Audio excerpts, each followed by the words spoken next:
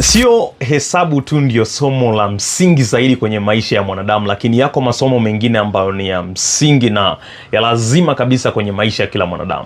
Moja kati ya somo la lazima kwenye maisha yako ni hili, kwamba lazima ujue kwamba kila wakati ambapo mpango unafeli ama jambo linashindwa kutimia, huwa anatafutwa mtu wa kulaumiwa, na usiombe ukawa ndio huyo mtu wa kulaumiwa.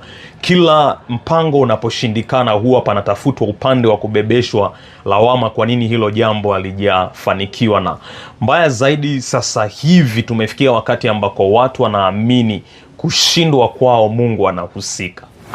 Kabla ya kumlaumu Mungu ama kutafuta watu wa kuwabebesha lawama katika kufeli kwa jambo lako lolote lile, nataka urudi nyuma kwanza, angalia hatua zile za kwanza ulizoanza nazo wakati ambapo ulianza jambo lako. Hapo ndiko ambako utagundua matokeo ya kile ambacho unapata sasa hivi. Mkulima ambaye anavuna sana ni yule ambaye alifanya vizuri wakati wa upandaji wa mbegu, kwa sababu upandaji wa mbegu ndio hatua ya kwanza kabisa ya mavuno mazuri. Kwa hiyo kabla hujaanza kumlaumu Mungu ama kutafuta watu wengine wa kuwabebesha lawama, rudi nyuma kwanza, angalia mwanzo wa jambo lako ulianza vipi.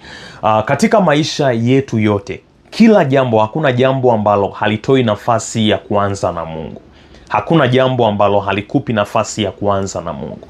Kila jambo linakuonyesha kwamba kuna nafasi ambayo unaweza ukaanza na Mungu. Na ni vizuri sana ukajua ili kwamba kila jambo ambalo umeanza na Mungu, Mungu anasimama kama mwanzilishi. Kila jambo ambalo ulimshirikisha Mungu mwanzoni kabisa na Mungu akatoa go ahead, Mungu ndio anasimama kama mwanzilishi wa hilo jambo. Na kitu kizuri kuhusu hili ni kwamba Mungu hana msamiati wa kufeli katika kazi zake. Kama Mungu ana uwezo wa kufanya vitu vingi, basi moja kati ya kitu ambacho hana uwezo wa kufanya ni kushindwa.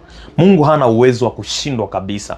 Ndio maana Mtume Paulo anasema kwenye kitabu kile cha Wafilipi sura ya 1 na mstari wa 6, anasema kwamba yeye aliyeanzisha kazi nzuri mioyoni mwenu ataitimiza. Kwa hiyo kila ambacho Mungu anaanzisha huwa kinafikia matunda. Kila kazi ambayo Mungu anaanzisha huwa haishii njiani.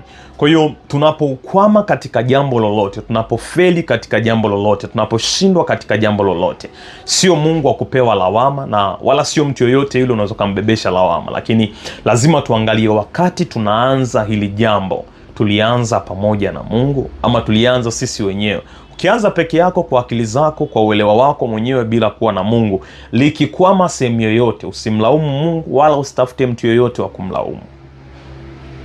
Nadhani umeelewa sasa. Hili ni somo muhimu sana. Pengine kama hesabu ni somo la muhimu, hili pia itakuwa moja kati ya masomo ya muhimu sana.